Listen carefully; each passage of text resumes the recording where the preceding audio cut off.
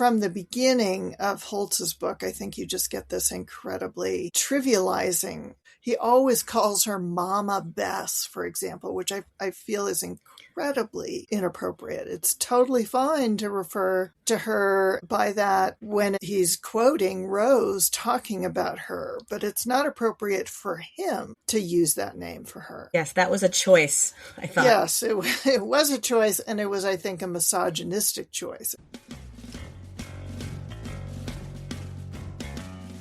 Welcome to Land of Laura, the irreverent yet scholarly podcast about all things Laura Ingalls Wilder.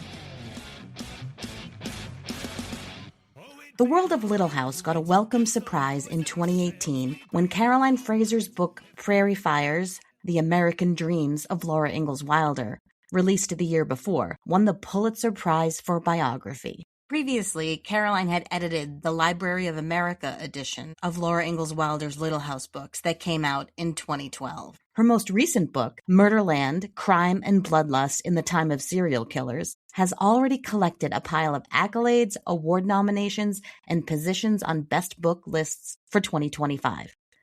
Today, we're thrilled to have Caroline join us on the podcast. Today is a very exciting day. We have Caroline Fraser in the studio. Caroline, welcome to the Land of Laura studio. Thanks. Thanks for having me. So, as you know, we ask guests the first time they're on the podcast what their Little House origin story is. Can you tell us how you got started reading the books and how it informed your adult life? Sure. Yeah. I mean, it was an origin story of many years, I'm afraid. Like everybody, I read the books as a kid and loved them. You know, my sister read them. My older sister read them first and said, "Oh, you have to read these." She kind of was shepherding me through the books. And I remember when we got to By the Shores of Silver Lake, she had been so deeply shocked by Mary becoming blind that she told me about it in advance because she didn't want me to be, traumatized, I think. So, yeah, and I just became very committed to the books and read them again and again. And that stayed with me, I think, even as I became an adult. It wasn't something that I thought about, I guess, all that much when I was in college and so forth as a young adult. Then sometime in the 90s, when William Holtz wrote the biography of Rose Wilder Lane, The Ghost in the Little House, I heard that review in NPR, which I think many people heard, and it just came as a kind of, thunderclap of disillusionment or I just sort of remember hearing about that and his claim that Laura Ingalls Wilder was not the author of the books, that it was really her daughter who wrote them. And I was just astounded by that and horrified, really, because it really changed my perception of what the books were all about. And that was the beginning of my adult involvement with the books, because at the time I was working at the New Yorker magazine as a fact checker, and I knew some people who worked at the New York Review of Books. And so I managed to convince somebody there to let me review Bill Holtz's book. And that was a whole adventure in itself that involved, borrowing reels of microfilm from the Hoover Library and looking at the original manuscripts and comparing them with the letters and so forth, what the women had said about them. And so that was really kind of what started my whole involvement with Wilder as an adult reader. So how did your work as editor of the Library of America Little House series come about? Well, that was directly related to the long article that I published about the Holtz book, because that came out in the 90s and was about, several thousand words long and represented a short piece of scholarship in and of itself because it involved looking at the manuscripts. And the guy who was the editor at the Library of America had read that article that I wrote for the New York Review. And sometime later, when they were interested in trying to put out a volume, 2 volumes actually, for the Library of America of the Little House books, he thought of that article and called me up and asked me if I'd be interested in working on it. So what did that work involve? That was really a kind of fascinating job because, first of all, I had to take the text of the printed Harper Little House books. The text that we all read. The text that we all read. And I had to go through them with a fine-tooth comb and look for typographical errors, which there were, surprisingly. I mean, you just sort of... Do you remember any? Because I feel like I have a couple in my head. I can't tell you chapter and verse in terms of, but it was really sort of correcting the text insofar as it needed to be corrected. But it was also a job that involved identifying any unusual place names or words that needed to be glossed, words that needed to be explained in a note for the reader. And that doesn't mean things like, Abraham Lincoln or something like that everybody knows, but more unusual or obscure words or names or concepts or whatever. And one of those was reading Little House on the Prairie. I came across this reference to the Minnesota Massacre, which you will probably remember if you've read the book. It comes up 2-3 times in Little House on the Prairie, and it's never defined in the book itself. It just is this kind of boogeyman, if you will, this thing that sounds terrifying because it's a massacre, but you don't really know what it is. And I realized reading it, which I'd read so many times before as a kid and just went right past it, didn't know anything about it. And I realized, I have to know what this is. There has to be a note about this to explain it. And that was when I looked up what the Minnesota Massacre actually was. And that was so revelatory to me because I just realized there's a lot of history behind this book. There's a lot of history behind Wilder's life that I don't know anything about. And isn't that interesting? And that was kind of, the light bulb in a way going off in my head saying, wow, there's more to know about these books and about her life than perhaps has been fully explored.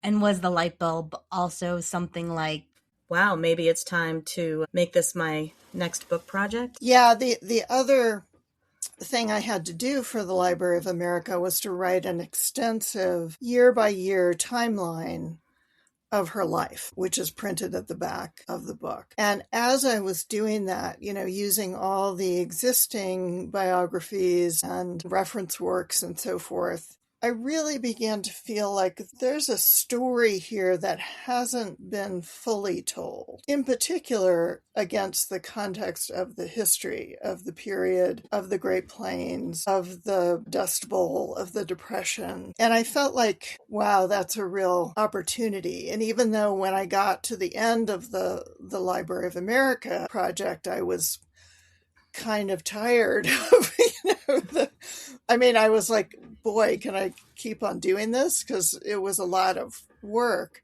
But I just thought, I can't just leave this here because there's really so much to still be unpacked about her life. And it really is an opportunity and I should do something about that. Did the end of that project kind of blur into the beginning of researching for Prairie Fires? Yeah, I was able to use what I had learned doing the notes and the chronology of her life to make a book proposal, and that became the proposal for Prairie Fires. So the beginning of the book is largely centered within the context of the U.S. Dakota War of 1862, what Laura called the Minnesota Massacre. Why was it important to you to center the story there from the outset? I felt that one event in particular really set the stage for the opening of the Great Plains to settlement. And to understand the history and the context of that event, the violence of it, explained a lot about what you were sensing in the Little House books. Caroline Ingalls' fear of Indians, for example, her fear of Indian attack. The sense that you have that something could go badly wrong at any moment, especially in Little House on the Prairie.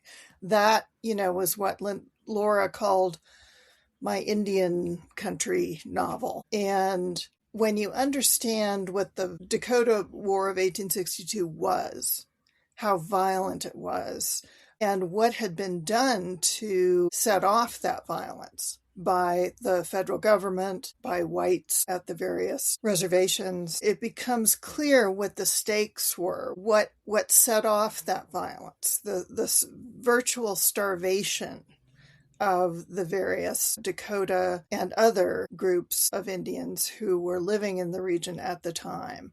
And I felt like it was so important for the reader to understand that, not just to be able to understand Little House on the Prairie itself and its message, its themes, but also to understand the very precarious nature of what the Ingalls family was doing all along the way. Their trip to Kansas, which turned out to be kind of disastrous for them in terms of the money and the resources and the time that it took. Their time in Minnesota, which played out against essentially the backdrop of the Dakota War of 1862, because they were right there where all these settlers had been killed, and in fact had seen, the fireplaces and things that were burnt out. And so to me, that was part of the historical context that I felt that readers would really respond to in learning about her life and her story. You also said that one of the reasons that you wanted to work on Prairie Fires was to look at Laura Ingalls Wilder's connection to the ecological transformation of the Great Plains. Can you talk about that a little? Yeah, that's one of the most dramatic parts of the story in a lot of ways, which I think, the people who were involved, Charles Ingalls and his family and all the other white settlers, they really didn't have a clue of what they were getting themselves into in a way. And the tragedy of that is that other people did know. The federal government knew. A lot of people who were in a position of power knew that this was probably not a good idea for all these settlers to go out onto the Great Plains and try to grow wheat. A very labor intensive and, drought intolerant crop, because the Great Plains were, kind of right on the edge. They were not a desert per se, but they experienced precipitation at the wrong times of year and in the wrong ways. They were prone to having lots of periods of high wind. And so it really wasn't a great place to do the kind of farming that these settlers wanted to do. But it represented a brief payday for the railroads to send them out there. And so even though explorers and people who knew about the conditions out there told them not to do this, the federal government just allowed the railroads, encouraged various corporate interests to just let people loose, out there. And the consequences of this were really pretty tragic for these farmers who had nothing to begin with. They really had, a few dollars in their pocket, and they didn't have the resources of some of the bigger farms, the bigger I'm forgetting the name of the Red River Valley. Out along the edges of Minnesota and North Dakota. That had been a very successful wheat farming region because there were big corporate interests out there that farmed and grew lots of wheat because there was water there. But the further away you went from the Red River Valley, the further away from any kind of water you went, the worse you were going to do. And so, of course, the Ingalls family and Almanzo Wilder and his brother and so forth, people like them were really struggling against conditions that were never going to improve. And in fact, they worsened the condition of the land because they ripped off the long-rooted wild grasses that grew there and had evolved to grow there. And basically, they changed the climate, the microclimate in various areas in such a way that they exacerbated the drought conditions that they were going to be facing. So they really were sowing the seeds of their own demise by going out there. And it's sort of a tragic thing to watch them do it.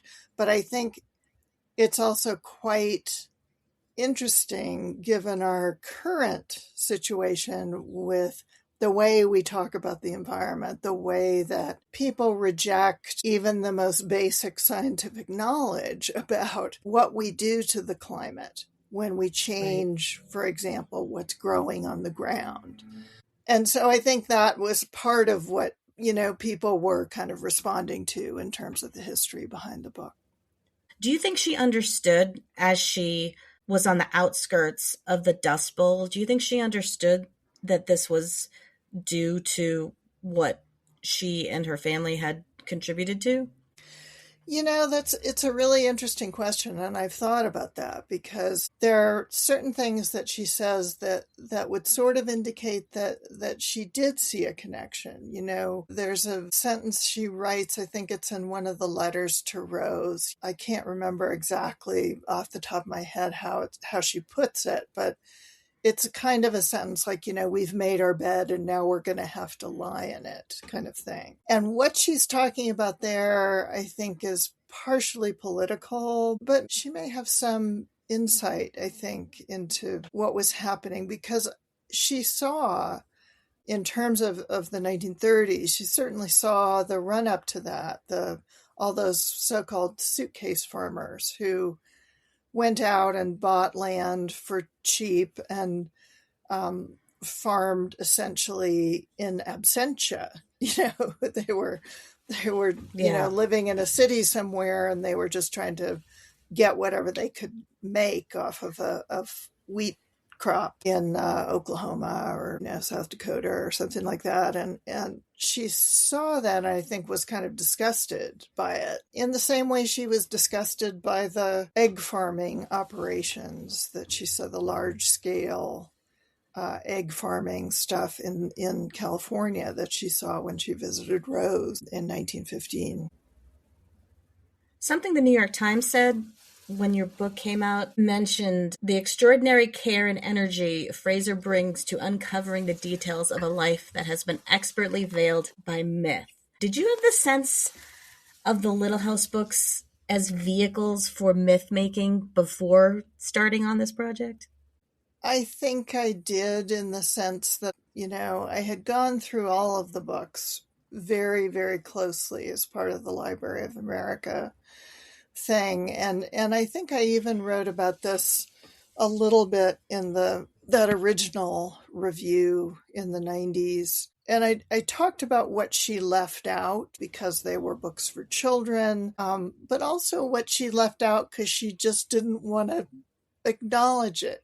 There was a sense in which she was really trying to create an image of her parents, of her father, of her family that went counter to some degree to the reality. And it's a very interesting line that she walks there because, as I say in the introduction to Prairie Fires, she really did a heroic job of showing children that poverty is not something you should be ashamed of.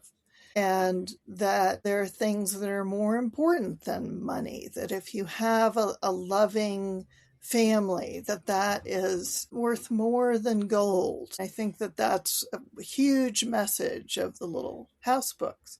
But then, on the other hand, certain aspects of the family that she kind of shies away from. And they come through anyway, I think. I think some of her difficulties with her mother come through.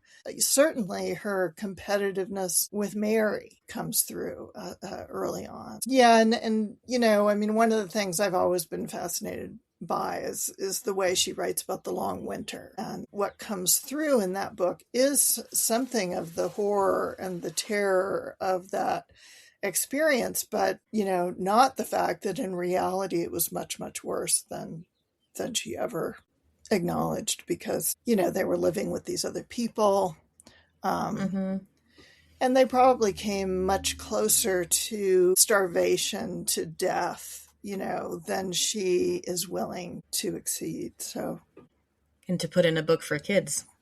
Yeah. So Prairie Fires asks a lot of hard questions, asks and answers a lot of hard questions. And in some cases, the answers are perhaps not what people want to hear.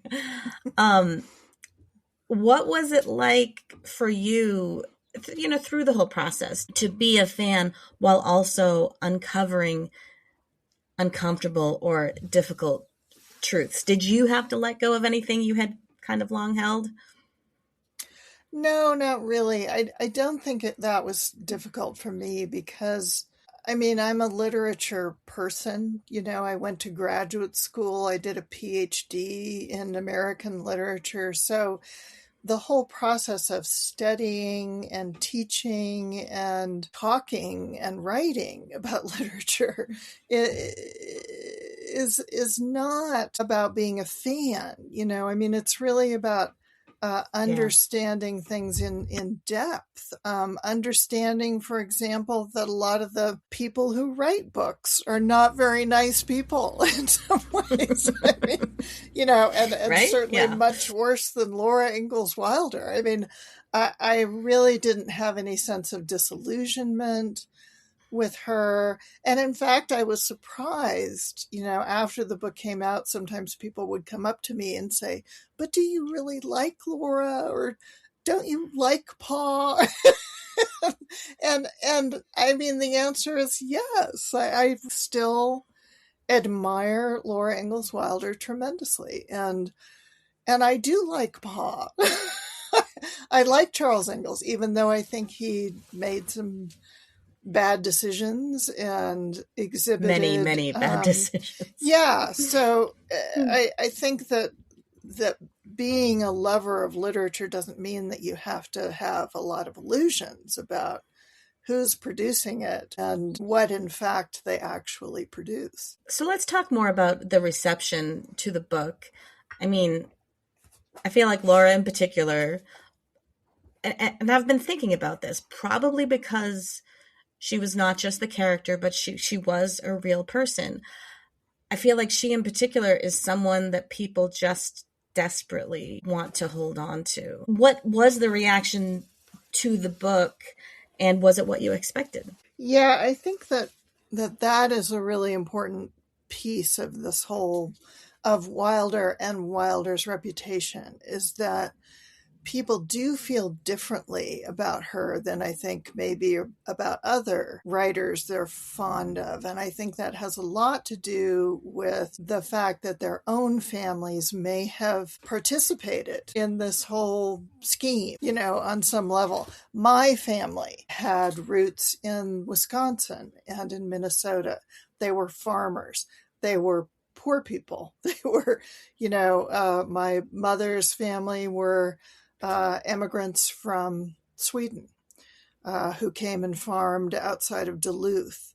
And so the stories that I was hearing from my grandmother about their farm and all the things that went wrong for them.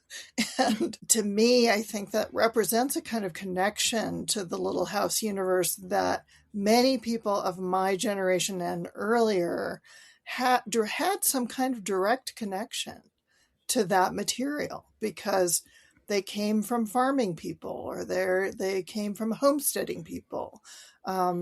So I think that represents a kind of even more layered and meaningful kind of relationship to the books than maybe other children's books that are more fantasy oriented. So I think that part of the reaction to my book, to Prairie Fires, to a biography of Wilder, was also very much driven by that same family connection. I got lots of letters from people saying, our family farmed or homesteaded in the Dakotas or in Texas or, and they lost everything in the Depression. And, I mean, there are lots of people out there who have those stories. So I think writing about Wilder is a connection for many people to that earlier era and to their own family saga, whatever it is. Did you end up growing up in a farming community?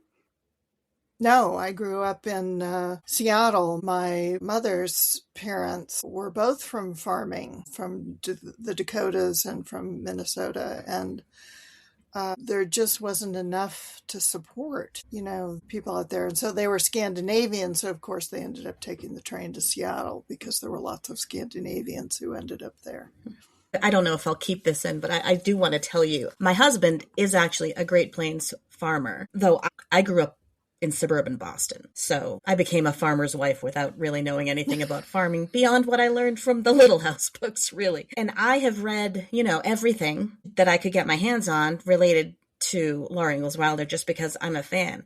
And your book is the single book I've ever been like, you should read this. I looked at it as history of farming of the American West, and he did. He read the whole thing.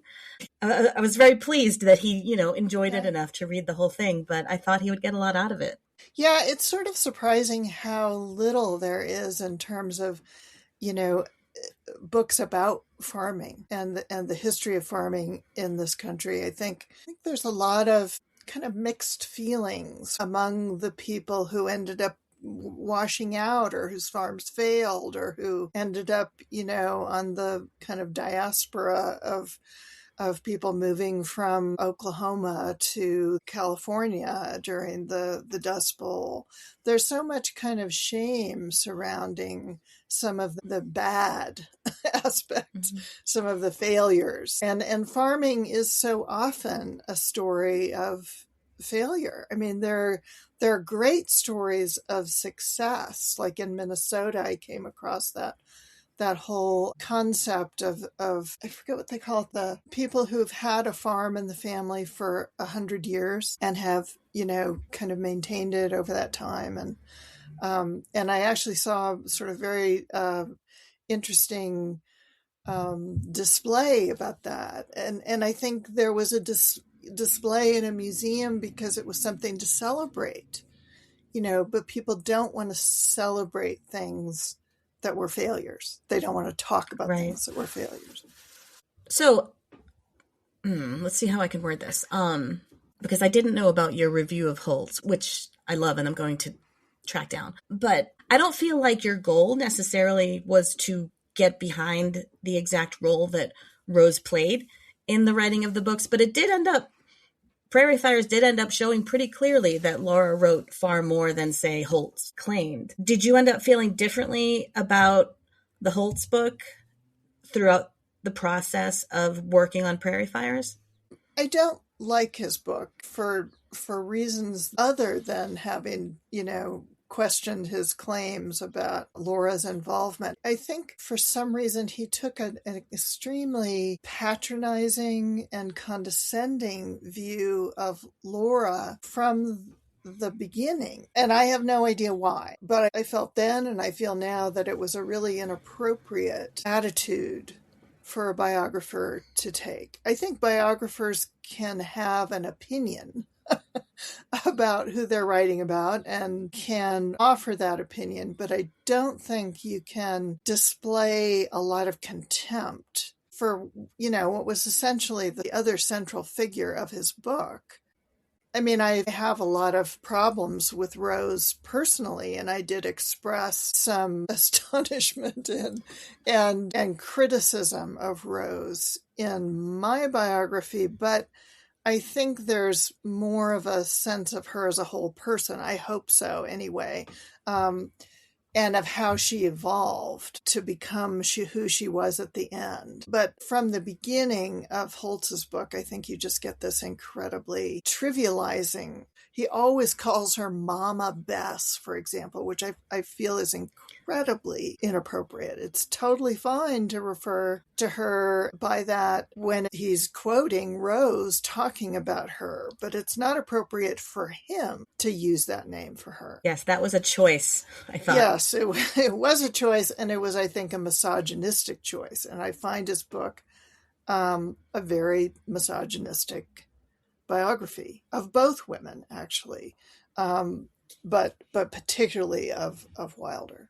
Did anything surprise you in the course of your research, or what surprised you the most, I guess? I think one of the things that surprised me and that I could never get entirely explained to my satisfaction was the whole thing about Wilder's attitude toward the less fortunate, shall we say. I mean, she herself and her family so often received help in various ways from all kinds of, from neighbors, from immigrant neighbors, from townsfolk, from in terms of Mary's education, from the state, and then she herself from the government, because she worked for the government, doing this federal loan program in Mansfield. And she doesn't seem to have seen any contradiction between the help that they received and her contempt for people like the sort of farm hands, the handyman guy who helped them on the farm. She wrote some very kind of dismissive things about him to Rose, about how he was kind of shiftless and, accepted money from the government. Particularly the attitudes toward FDR and Eleanor Roosevelt, and all of that, which is fascinating because so much of the language that Wilder and Lane and the people of the time who despised the Roosevelts, so much of that is so familiar to us now. If you look at the language that people used to describe Eleanor Roosevelt, it's virtually the same as the language that people use now to criticize Hillary Clinton or something like that. And it's not that there aren't differences between these two figures, but there's also a lot of similarities that you can see between the divisiveness then and the divisiveness now. And we clearly haven't learned a lot in the interim. We haven't changed a lot in terms of how we understand government aid and poverty and whether to have the government address poverty. And that to me was surprising because she just did not have any insight into her own behavior. And she was a smart person. She did have insight into a lot of things. So that was surprising and sort of troubling to me. The other thing that was surprising, I think, was just how much of a failure the relationship between Laura and her daughter was, in a very kind of sad way, because in some ways they helped each other so much. I don't think we would have the Little House books if it weren't for their relationship. Rose contributed so much to getting them published, to getting them edited, to kind of bullying her mother into doing it. I think her mother always wanted to do it and had dreamed of doing it, but whether she would have taken the time and put in the effort without having publishing connections, that's a real question. So it's really sad to see, where their relationship ended up, especially given Laura's relationship to her parents, which was so close. Did you face any roadblocks in your research? Yes, as a matter of fact. That's a funny way to put that. Yeah, I had a lot of help from some great, librarians and archivists, the Herbert Hoover people who have the Rose Wilder Lane papers, which includes the Wilder papers, are wonderful to work with. And I benefited from visits there a great deal. Visiting the houses, the little house sites, is fascinating and really valuable. I mean, you really have to go there. You have to see, these places, even though they're so changed from what they were in her time. But the state of the materials that are available, for example, in Mansfield, and Mansfield, I think, is one of the chief roadblocks, I think, for most people who are doing research in this area, just hasn't been done on a level that is professional. And so even trying to access materials is a problem, because at least when I was working on my book, there was no finding aid. There was no way to know what they had, because they didn't have a record of what they had. And that is an archival crime, in my opinion. So yeah, that was a significant roadblock. Is there any research that you came across that might not be on the Little House fans' radar that you would recommend? Just something people might not be aware of that you're like, you should check this out because this was really cool. Yeah, well, I did write that thing about the Bloody Benders that was in Pioneer Girl Perspectives. Mm-hmm. That's an interesting kind of sidelight, that shows you a lot about. I mean, I wrote a little bit about it in the book, but I couldn't go into that much detail about it. But it is an interesting example of the tension between Laura, who would often tell tall tales or, kind of exaggerated things, and Rose, who would run with those things and wanted to put them in the books. And then Laura would kind of pull back and say, well, and ended up taking it out, she could have told it, she could have included it, and she did include it in the talk that she gave in Detroit. Which she wrote by herself without Rose's help. Right. So it's a sort of fascinating example of the difference between what she was willing to talk about in, whatever, it was the podcast of its day, giving a talk at a book fair, but actually putting it in her life story as she perceived of it. She decided not to do that, and that, I think, shows a real difference in their character in a way, because I think Laura did have a greater sense of dignity in many ways at times than her daughter did. So this book won the Pulitzer, specifically the Pulitzer Prize for Biography in 2018. I'm sure you wouldn't remember this, but the day it was announced, you and I were, for some reason, in an email conversation. Tell me, for somebody who's never going to know, what is that like? Did you know you might win it? I mean, how does it work?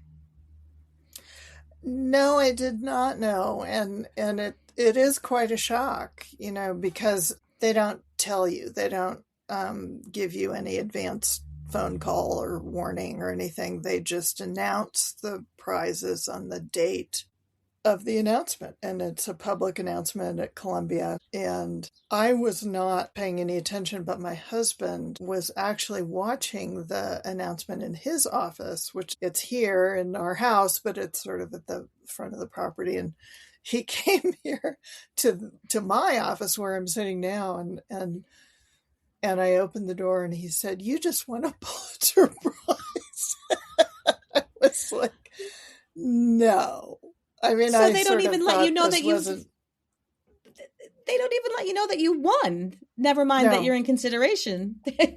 No, I've actually since that time, I have served on a couple of juries for the Pulitzer Prize, so I have kind of a sense of how the whole process plays out. But no, they don't tell anybody.